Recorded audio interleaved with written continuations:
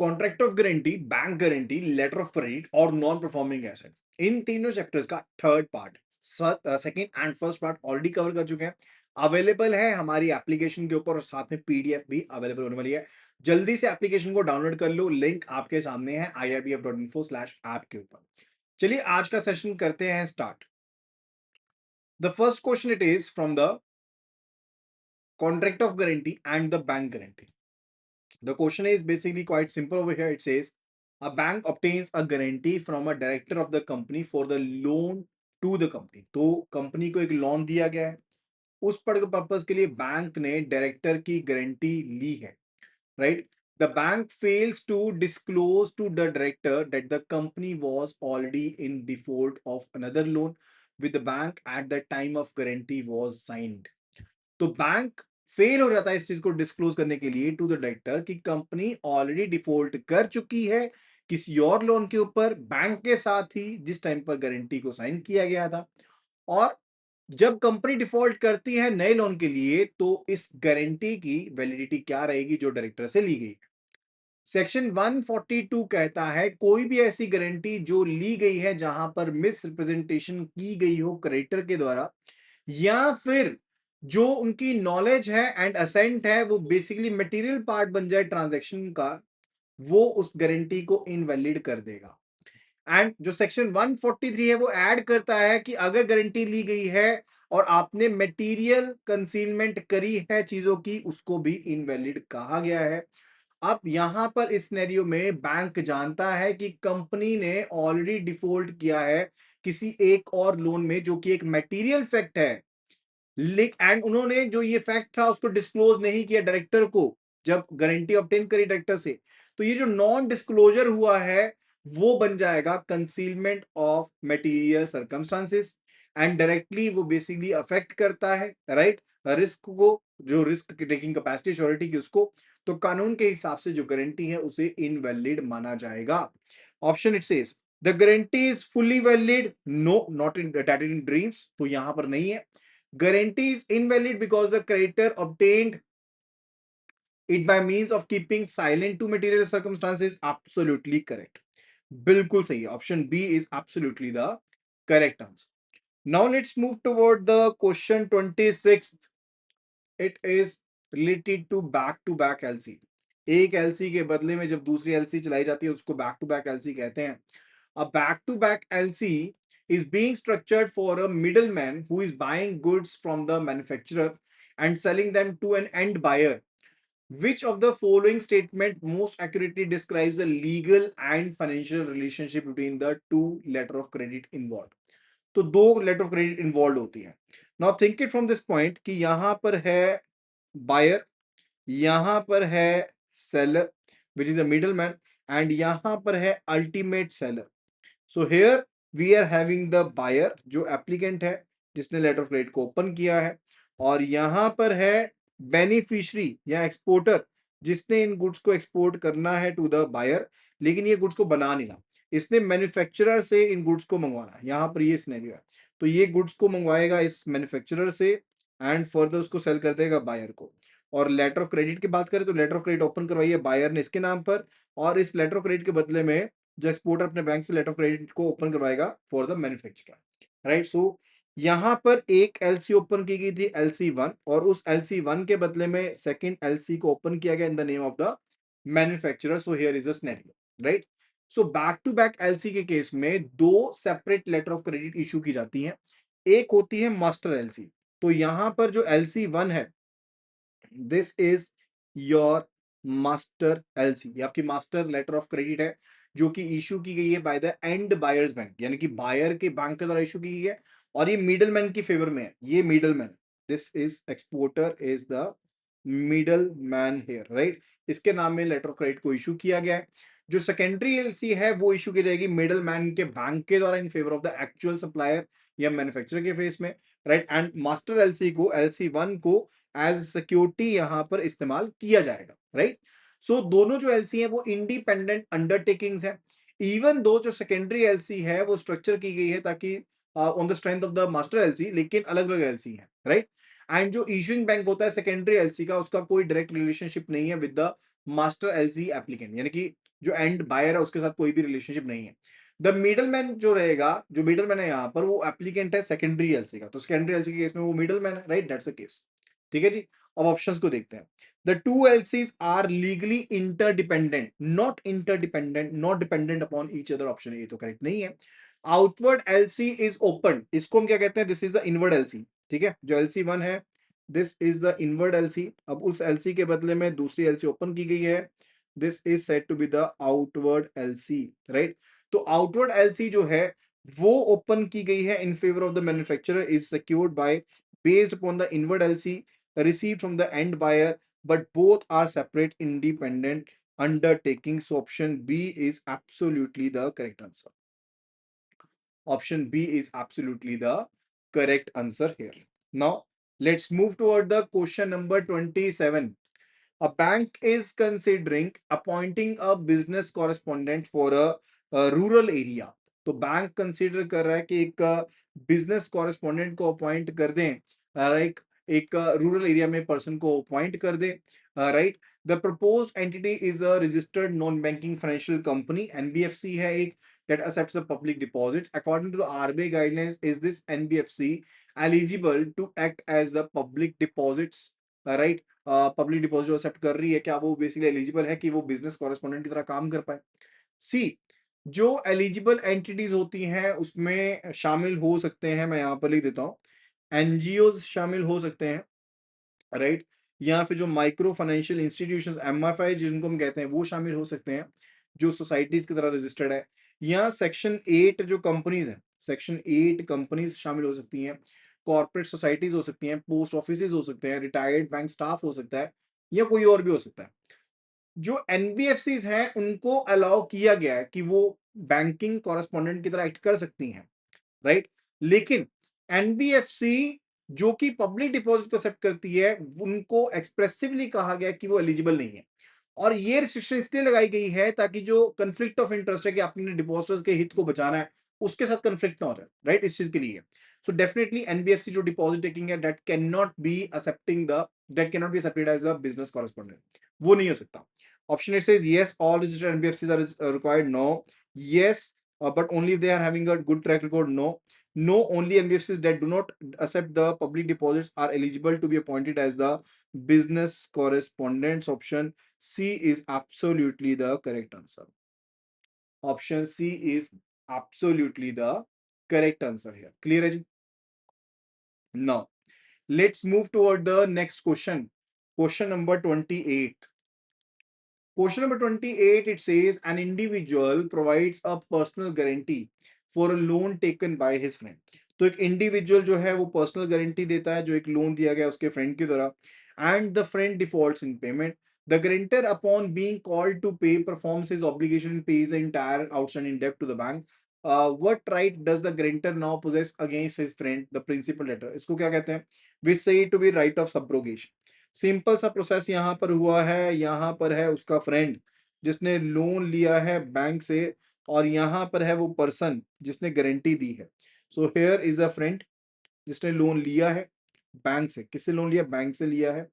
और यहाँ पर है वो खुद, यानी कि सेल्फ है, जिसने गारंटी दी है bank on behalf of the customer, on behalf of the borrower. अब यहाँ पर पर्सन ने कर दिया डिफॉल्ट, इसने तो रिपेमेंट नहीं करी, and he repaid the amount, right. And further जो राइट्स अब बैंक के पास अवेलेबल थे, अधिकार जो बैंक के पास, यानी कि क्रेडिटर के पास अवेलेबल थे, वो सभी अधिकार अब अवेलेबल हैं किसके पास? श्योरिटी के पास अवेलेबल हैं वो राइट सारे के सारे। अब ये श्योरिटी जो है that basically has jumped into the shoes of the creditor, यानी कि जो अधिकार बैंक के पास अवेलेबल थे वो सभी अधिकार हैं रिकवरी के। So it is said to be right of subrogation. इसको हम क्या कहते हैं? We say to be the right of subrogation, इसको कहा जाता है। सो ऑप्शन जो है यहां पर देखेंगे उसके हिसाब से, the right to sue the debtor for damages for breach of friendship, that is not even the case, उससे रिलेटेड नहीं है। The right to take the possession of any debtor's asset equivalent to the amount paid, no.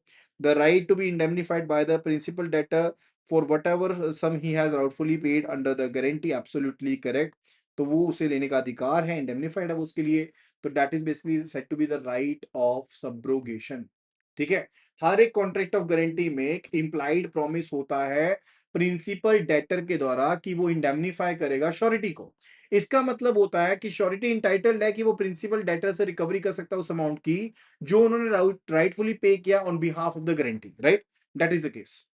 Now let's move toward the question number 29th, which is related to letter of credit, जो कि letter of credit से related है।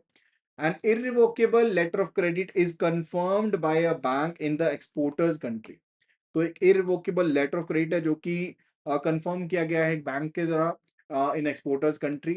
The exporter presents documents that are fully compliant with the LC terms.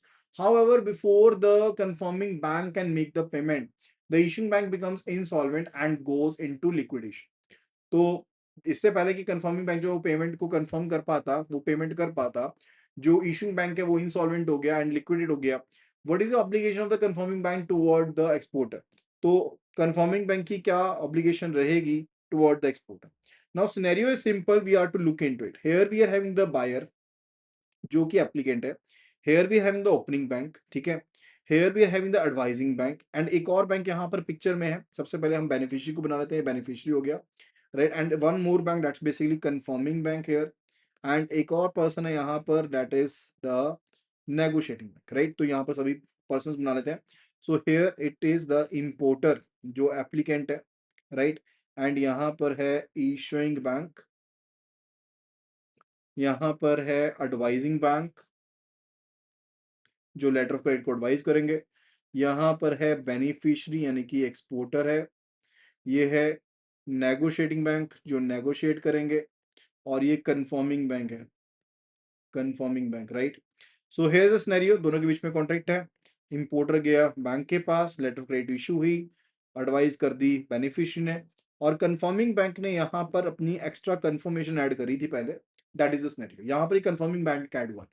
Confirming bank का काम ये होता है कि इन केस बेनिफिशियरी को ये शक है, क्या शक है? क्योंकि ये जो बैंक था ना, इशूइंग बैंक, ये इंटरनेशनल रेप्यूट का नहीं था। ज्यादातर केसेस में यही होता है, राइट? छोटा बैंक था कोई जिसने लेटर ऑफ क्रेडिट इशू करी थी, तो बेनिफिशियरी ने अपने एरिया के एक लोकल बैंक जो अच्छा बैंक था उससे कंफर्मेशन ऐड करवा ली कि इन केस अगर वो अपनी कंप्लाइंट प्रेजेंटेशन करता है तो कंफर्मिंग बैंक अलग से अपनी गारंटी देता है कि भाई मैं पैसे पे करूंगा, राइट? ये चीज होती है, ठीक है।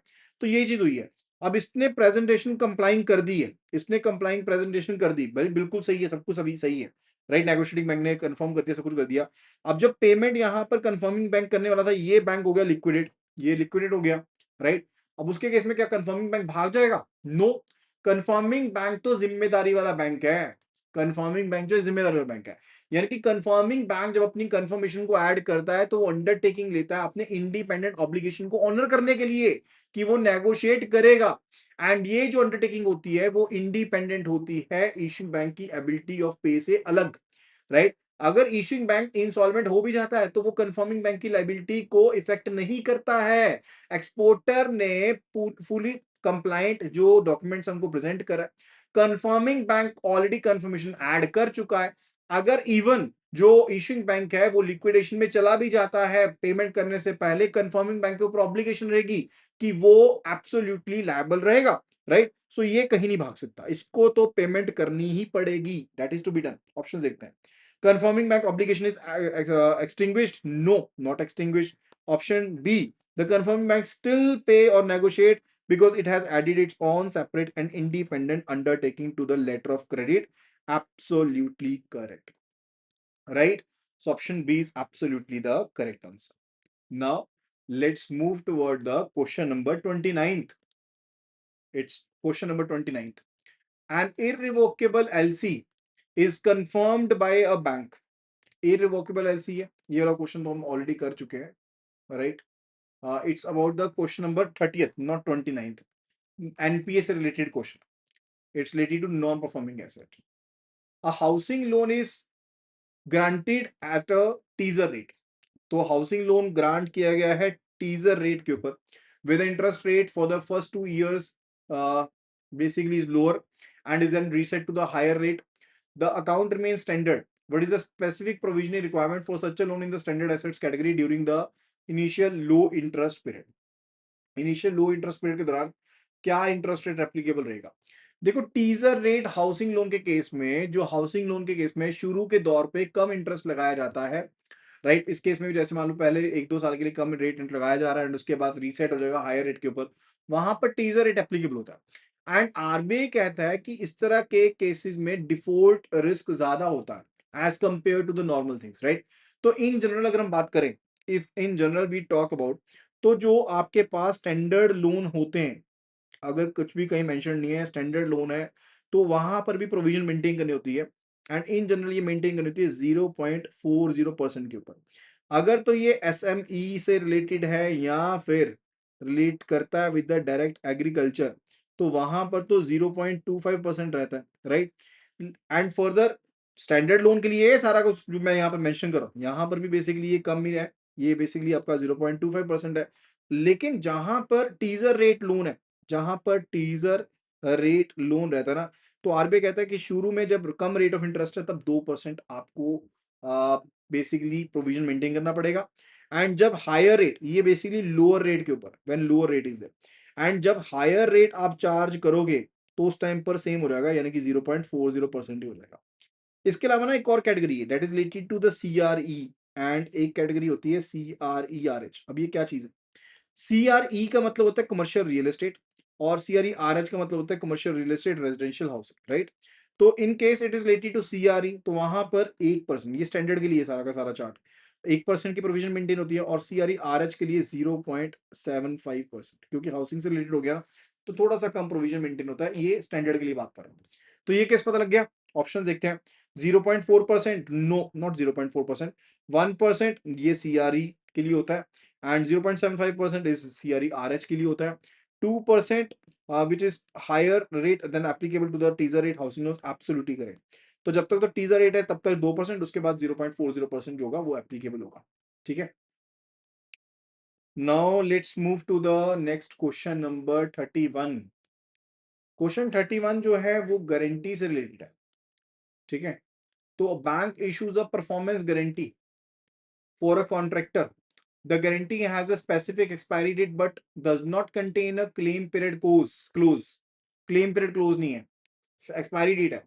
The beneficiary lodges a claim with the bank 3 months after the guarantee's expiry date, citing a default that occurred before the expiry. What is the bank's obligation? तो सिनेरियो समझो सबसे पहले तो, यहां पर है बैंक जिसने गारंटी दी है, यहां पर है वो पर्सन जिसके बिहाफ पर गारंटी दी है, यहां पर है वो पर्सन जिसको गारंटी दी है। तो here we are having the bank, so bank is a surety यहां पर, राइट। एंड ये है बेनिफिशियरी जिसको गारंटी ये दी गई है, और यहां पर है कॉन्ट्रैक्टर जिसके बिहाफ पर गारंटी दी है, बैंक ने गारंटी दी है, इन दोनों का कॉन्ट्रैक्ट है।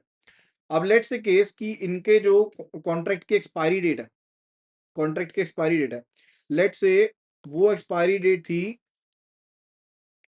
31 अगस्त की, 31 अगस्त की ये एक्सपायरी डेट थी, राइट।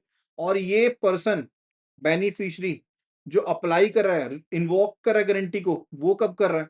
लेट्स से 3 महीने के बाद कर रहा है, नवंबर में, 30 नवंबर को ये इन्वोक कर रहा है। ये कह रहा है कि ये जो डिफॉल्ट हुआ था ये एक्सपायरी से पहले हुआ था, उस केस के बारे में हमने बताना। तो बैंक गारंटी जो होती है वो एक टाइम बाउंड ऑब्लिगेशन होती है। अगर एक एक्सपायरी डेट मेंशन की गई है लेकिन कोई सेपरेट क्लेम पीरियड नहीं है, तो कोई भी क्लेम जो है वो बेसिकली आप एक्सपायरी या उससे पहले लॉन्च कर सकते हो, उससे पहले लॉन्च कर सकते हो, राइट। एक्सपायरी के बाद जो बैंक की लाइबिलिटी होगी वो ऑटोमेटिकली खत्म हो जाएगी, चाहे वो बेसिकली आपके जो डिफॉल्ट हुआ वो आपके एक्सपायरी से पहले हुआ।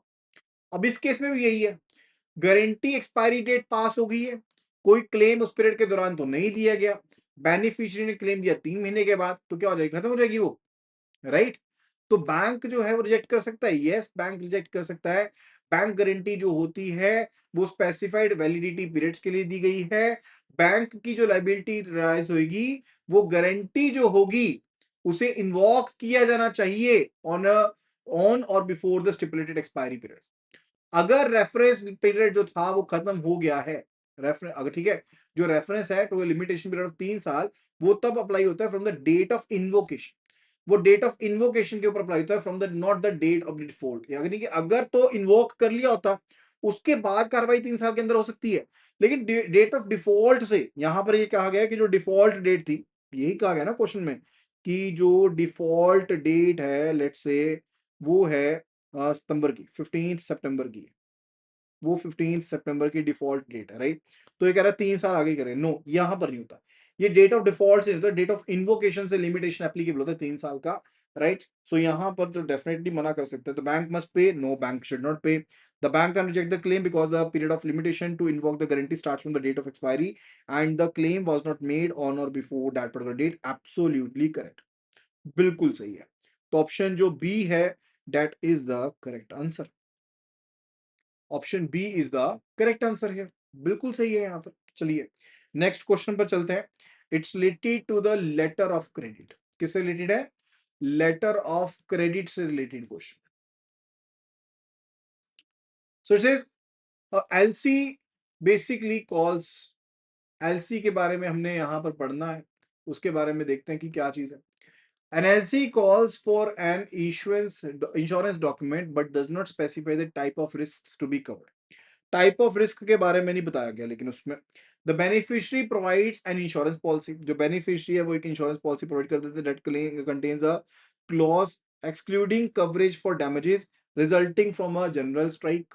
Can the issuing bank raise a discrepancy, क्या इशूइंग बैंक एक डिस्क्रिपेंसी को रेज कर सकता है?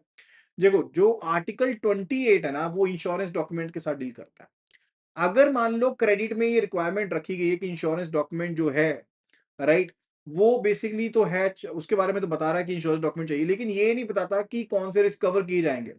तो इंश्योरेंस जो इशू की जाएगी वो बेसिकली सभी रिस्क को कवर करेगी जो जनरली कॉमनली कवर किए जाते हैं, राइट, दैट्स द केस।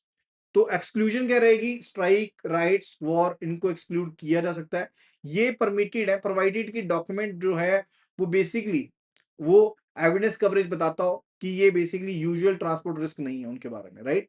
तो बैंक्स जो है वो बेसिकली जज नहीं करेंगे कि ये तो एडिक्वेसी नहीं है, इसमें तो प्रॉपरली कवर नहीं किया गया, इस चीज को नहीं देखेंगे, राइट। वो सिर्फ ये कवर करेंगे कि इंश्योरेंस कवर अप्लाई हो रहा है एंड जनरल जो रिस्क होते हैं उसमें कवर किए गए तब वो देखेंगे, ठीक है। अब इस केस में भी अगर देखें तो एलसी में तो सिंपली ये कह दिया कि इंश्योरेंस डॉक्यूमेंट चाहिए, जो आपने रिस्क कवर करने वो तो बताया नहीं गया। तो बेनिफिशियरी अगर एक पॉलिसी सबमिट कर देता है जहां पर स्टैंडर्ड जो मैरीन रिस्क है, ट्रांसपोर्ट रिस्क है, उनको कवर किया जा रहा है, तो डेफिनेटली जो अगर आप जनरल स्ट्राइक को एक्सक्लूड कर भी दे रहे हो तो वो एक्सेप्टेबल है, उसमें कोई इश्यूज नहीं है, राइट, दैट्स द केस। तो ऑप्शन देखते हैं, yes because the insurance policy should cover all the standard transit risk including the strikes unless specified otherwise.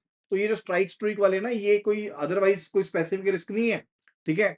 तो बैंक को ये नहीं कि एक्सपर्ट है वो कि कौन से स्टैंडर्ड रिस्क है इसमें, अगर एप्लीकेंट स्पेसिफिकली कवरेज चाहता तो कवर होएगा, नहीं तो नहीं। Option B, no, as long as the insurance coverage amount to at least is at least 110% of the CF value, the bank is not concerned with the specific risks covered। अगर उनको specifically नहीं बोला गया तो UCP 600 यही कहती है कि इंश्योरेंस डॉक्यूमेंट्स के बारे में यही कहती है कि बैंक को कंसिस्टेंसी चेक करनी होती है, वो कोई इंश्योरेंस एक्सपर्ट नहीं है। अगर एलसी स्टिपुलेट नहीं करती कि कौन से स्पेसिफिक रिस्क को कवर करना है तो इंश्योरेंस डॉक्यूमेंट को प्रेजेंट करना है, वो कवर करना है, वो रिस्पॉन्सिबिलिटी नहीं, कौन सा रिस्क कवर नहीं है। प्राइमरी जो कंसर्न है वो बैंक का ये कहता है कि जो इंश्योरेंस का अमाउंट होगा कम से कम वो सीआईएफ वैल्यू का 110% होना चाहिए, डेट्स द केस, ठीक है। कॉस्ट इंश्योरेंस फ्रेट का मिनिमम वैल्यू 110% होना चाहिए, दैट इज इट। ऑप्शन जो है यहाँ पर B, that's the right answer. Now after that it's the question number 33rd which is related to contract of guarantee and the bank guarantee. So it says that the two friends are there, Arun and Varun है, and वो को sureties की तरह act कर रहे हैं for loan amount of ₹5 lakh taken by mister Chetan, right. They signed the guarantees document independently without knowledge of each other's involvement. Upon Mr. Chetan's default, the bank recovers the entire 5 lakh amount from the Arun. What legal recourse does Arun is having against the Varun? So here is the scenario. So here we are having the two friends Arun and Varun, and loan लेने वाला person जो है वो है चेतन, और bank जो है वो है लोन देने वाला यहाँ पर। So here we are having the Arun, here we are having the Varun, here we are having the Chetan and here we are having the bank. तो इन दोनों ने गारंटी दी अपनी, इंडिपेंडेंटली दी है और दोनों को नॉलेज नहीं है, और इसने बेसिकली लोन लिया बैंक से और ये कर देता डिफॉल्ट अब पेमेंट्स में अपनी, राइट। एंड पूरा का पूरा जो अमाउंट है वो रिकवर किया गया, right, and that basically entire amount is recover from Arun. Arun ने ये रिकवरी जो है वो सारी की सारी दे दी है। अब इसका क्या रिकोर्स है वरुण से, उसके बारे में we need to tell, right. So let's have a look at the options. देखो जहां पर दो या उससे ज्यादा पर्सन को श्योरिटीज की तरह होते हैं एक ही डेप्ट के लिए, वो लायबल होते हैं अगर कोई कॉन्ट्रैक्ट नहीं है उसके लिए, कि वो इक्वली कंट्रीब्यूट करेंगे डेप्ट को पे करने के लिए टुवर्ड द थिंग। अगर को श्योरिटीज जो हैं उनको सेम सम के लिए आपने बाइंड कर लिया है, बाउंड कर लिया है, राइट, तो उनकी लायबिलिटी प्रोपोर्शनेटली रहती है up to the maximum limit, right, proportionate रहेगी up to the maximum limit. अब इस केस में अगर देखें तो अरुण एंड वरुण जो है दोनों को श्योरिटीज हैं, इवन दो बेसिकली उन्होंने गारंटी साइन करी है इंडिपेंडेंटली एंड उनको कोई नॉलेज नहीं है, वो को श्योरिटीज बन गए, राइट। अब डेटर ने कर दिया डिफॉल्ट, बैंक ने पूरा रिकवर कर लिया अमाउंट अरुण से। अरुण के पास अब एक राइट है कंट्रीब्यूशन का against the Varun, right of contribution against the Varun. अब क्योंकि दोनों को श्योरिटीज थे सेम डेप्ट के लिए, तो अरुण जो है वो डिमांड कर सकता है 2.5 लाख रुपीस। कितने? 2.5 लाख रुपीस, यानी कि हाफ जो है 50% वो रिकवर कर सकता है वरुण से, अनलेस जो वरुण की गारंटी जो है उसकी कोई लोअर कैप लगाई गई हो, राइट। सो ऑप्शन देखते हैं। अरुण हैज नो रिकोर्स, कोई रिकोर्स नहीं है, तो ये तो हो गया गलत, रिकोर्स तो है। Arun can legally compel Varun to contribute 2.5 lakh rupees, बिल्कुल सही है, as co sureties are liable to pay the amount equal share, absolutely correct. Option B is the correct answer, option B is the correct answer. Now next question, it's related to the non performing asset. किससे related है? NPA से related है जो next question है हमारा। So it says a borrower is having a cash credit account with a sanctioned limit of rupees 50 lakh, a drawing power of rupees 40 lakh based on the last submitted stock statement. The outstanding balance is rupees 38 lakh. The borrower has not submitted a new stock statement which is now overdue by 4 months. 120 दिन से overdue है। इन conditions के हिसाब से account का status क्या होने वाला है, that we need to tell, उसके बारे में हमने बताना है। देखो आरबीआई की गाइडलाइंस क्या कहती हैं? आरबीआई की गाइडलाइंस कहती हैं कि जो ड्राइंग पावर होती है ना वो लेटेस्ट स्टॉक स्टेटमेंट के हिसाब से आप कैलकुलेट करते हो। अगर स्टॉक स्टेटमेंट सबमिट नहीं की जाती 90 डेज से ज्यादा, तो अकाउंट को एनपीए ट्रीट किया जाएगा। इन केस अगर आउटस्टैंडिंग बैलेंस जो है that is with in the sanction limit, outstanding balance जो है वो with in the basically DP limit से आपका कम भी है, तो भी उसको एनपीए कंसीडर किया जाएगा। अगर इस केस में भी देखें हमारे पास, तो टोटल लोन अमाउंट कितना था? सैंक्शन लिमिट जो है वो कितनी है? 50 लाख की है, राइट। ड्राइंग पावर जो पुरानी स्टॉक स्टेटमेंट के हिसाब से है वो 40 लाख की है, ये भी चीज होगी। आउटस्टैंडिंग बैलेंस जो है वो आपका 38 लाख का है, यानी कि this limit is actually outstanding balance is lesser than the DP limit, DP limit से भी कम है और सैंक्शन प्राइस से भी कम है। स्टॉक स्टेटमेंट जो है वो 120 दिन से ओवरड्यू है। अब क्योंकि कोई फ्रेश स्टॉक स्टेटमेंट नहीं दी गई है, 90 डेज से पीरियड एक्सटेंड हो गया है, तो आरबीआई के नॉर्म्स के हिसाब से अब इस अकाउंट को नॉन परफॉर्मिंग एसेट कंसीडर किया जाएगा, right. Option A says it is considered SMS zero. SMS zero होता है अगर बेसिकली, एसएमएस जीरो कब होता है? With in the balance order अगर हो तो उसको आउट ऑफ ऑर्डर कहेंगे ना। अब इसके केस में एसएमएस स्टेटस ना रहेगा, वो तो टर्म लोन के केस में रहेगा, इन ऑर्डर के केस में रहेगा, राइट। तो यहां पर हम उसे ये तो नहीं कह सकते एसएमएस जीरो स्टेटस है, वन स्टेटस है, तो ऑप्शन ए तो हो गया गलत। The account is considered to be out of order. Out of order since the situation has persisted for more than 90 days, it must be classified as NPA। अब 90 days से ज्यादा out of order रहा है तो उसको non performing asset कहेंगे। बिल्कुल सही है जी, option B is absolutely correct, ठीक है जी।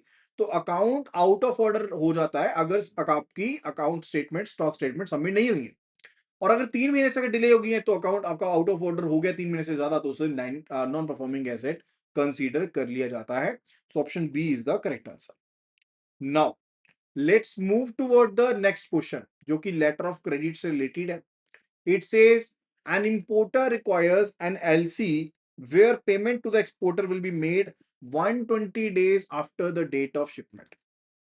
तो इंपोर्टर को बेसिकली एक an importer requires letter of credit, उसको लेटर ऑफ क्रेडिट चाहिए, जहां पर जो एक्सपोर्टर है पेमेंट को की जाएगी एक्सपोर्टर को after 120 days after the date of shipment, but the transaction will not involve a bill of exchange to save on stamp duty cost.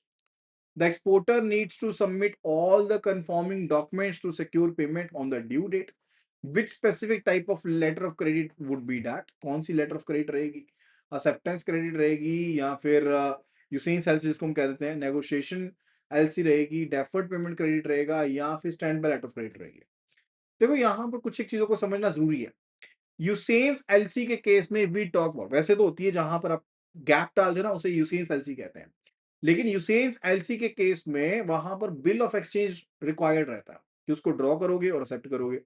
अब अगर बिल ऑफ एक्सचेंज ड्रॉ किया जाएगा एक्सेप्ट किया जाएगा तो स्टैंप ड्यूटी भी पड़ेगी, लेकिन इस केस में स्पेसिफिकली कह दिया कि आप अपनी कॉस्ट बचाने के लिए जो बिल ऑफ एक्सचेंज है उसको इन्वॉल्व नहीं करोगे, तो definitely it is not option A.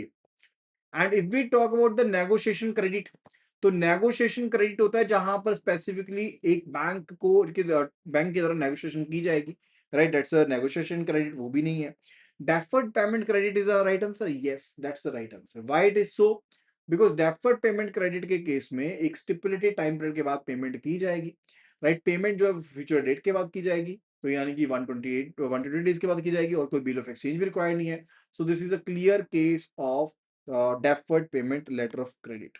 so option C जो है that is the right answer। and SBLC जो है या SLOC जिसको हम कहते हैं, that's a substitute for the bank guarantee। ठीक है, ये तो बैंक गारंटी का substitute है। so this is also not the correct answer। now let's move toward the question number 36। so bank is appraising a proposal for a deferred payment guarantee। तो bank apprise कर रहा है एक proposal को for the DPG for a client purchasing new capital equipment. The document states that the appraiser proceeds process for a DPG similar to that of the another credit facility। Which facility is it and what is the key difference between the two? और क्या difference होता है उसके बारे में हमने बताना है। देखो डेफर्ड पेमेंट गारंटी जो होता है वो एक सब्सटीट्यूट है किसका?